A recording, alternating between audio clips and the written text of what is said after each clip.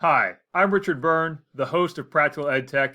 I want to tell you a little bit about my course, a crash course in Google Earth and Google Maps for social studies.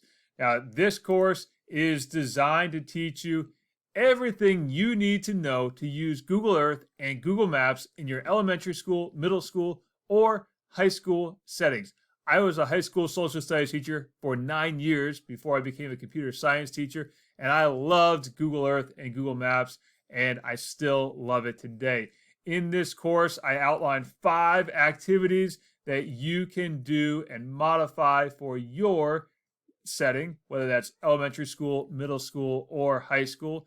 In the course, you'll learn things like how to create multimedia maps, the differences between Google Earth and Google Maps. You'll learn how to map data sets, how to create custom image overlays, how to build virtual tours, and many other great features. Now, in the course, there's over 2 hours of content divided into 8 self-paced modules. There's handouts to go along with the modules, a Q&A in every module, and at the end, you get a certificate of completion. Now, again, this course is designed for anyone who teaches social studies in grades 3 through 12.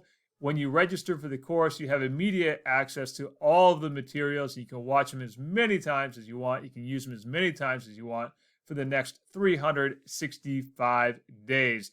So if you want to register and get started today, just go to the crash course in Google Earth and Google Maps for Social Studies page and click on Take This Course to get started today.